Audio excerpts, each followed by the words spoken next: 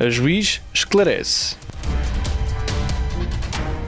Vamos continuar nesta sessão no tema do casamento e vamos ver como é que se inicia o processo, portanto, com vista ao casamento. Tem de haver uma declaração de ambos os nubentes a declarar que pretendem contrair matrimónio e, para além disso, devem requerer, portanto, a instauração do processo para o casamento. É necessário instruir esse pedido com as certidões, os documentos identificativos dos nubentes.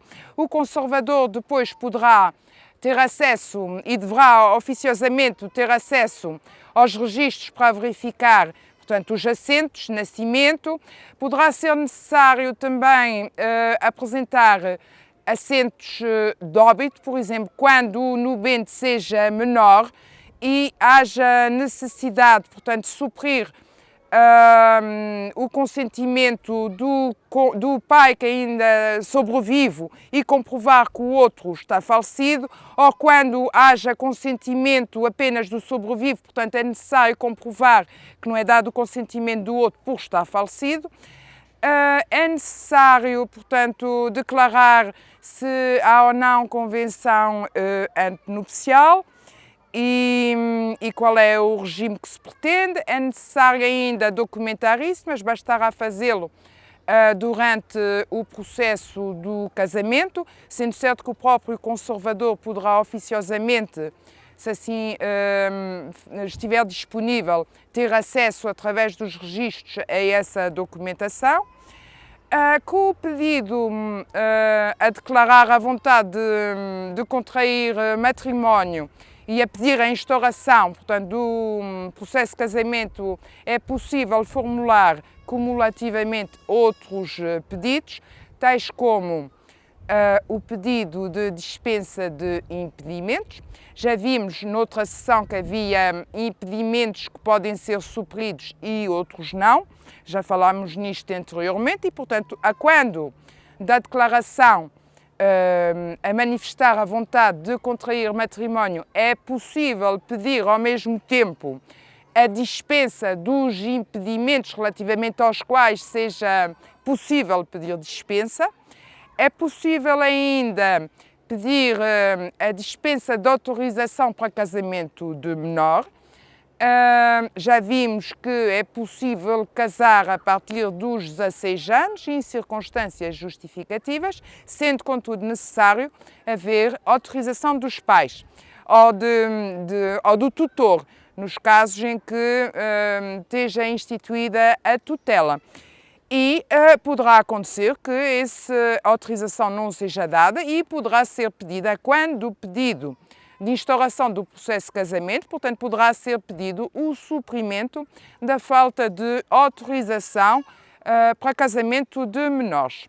Para além disso, é possível pedir a emissão de certidão de notoriedade, que é uma situação que por vezes ocorre quando não é possível apresentar o assento de nascimento, ou porque se extraviou, ou porque está inutilizado e ainda não foi reconstituído, ou porque foi lavrado no estrangeiro e não se tem acesso ao mesmo. Basta imaginar uma situação de guerra civil em que não haja acesso aos dados do registro civil daquele país e não seja possível obter através das entidades consulares ou diplomáticas, ou porque simplesmente não existem daquele país entidades consulares ou diplomáticas, e nesse caso poderá ser pedido, portanto, a emissão de um certificado de notoriedade que visa suprir a falta desse tal assento de nascimento que é necessário para verificar que não existe nenhum averbamento de casamento.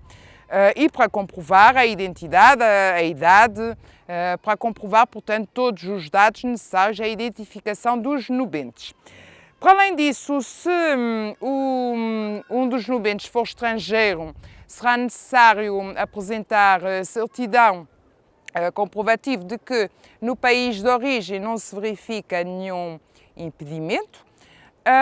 Se não for possível obter tal certidão e tal for justificado, poderá ser substituída por declaração da inexistência de impedimentos ao casamento no país de origem, sendo certo que, se houver dúvidas relativamente a isso, poderão ser ouvidas duas testemunhas que atestem que, de facto, não existe nenhum impedimento relativamente ao estrangeiro que queira contrair matrimónio em Portugal.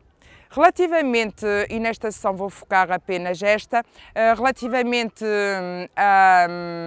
à falta de autorização, portanto, ao suprimento da falta de autorização dos pais de nubente menor para casar, o pedido, portanto, pode ser apresentado em qualquer conservatório, tal como o pedido, aliás, que é necessário para dar início ao processo de casamento. Os pais serão citados para, no prazo de 8 dias, se pronunciarem. Se algum dos pais ou do tutor, no caso de estar instituída a tutela, se algum dos pais, no caso de serem 2 pais em causa, não ter dado, se algum deles deu o consentimento e outro não, esse que deu o consentimento será preferencialmente ouvido em auto.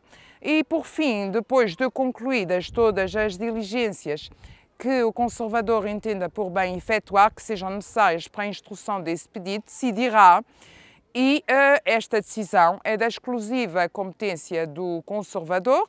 Se deferir o pedido, portanto, isto será, tal como, aliás, se negar o pedido, será notificado aos intervenientes e poderá haver recurso para o juiz, portanto, dessa decisão que foi proferida pelo conservador e que é da competência exclusiva dele. E relativamente ao que é necessário para dar início ao processo preliminar de casamento e ao próprio processo de casamento, como disse, pode ser pedido, instaurado em qualquer conservatório do Registro Civil.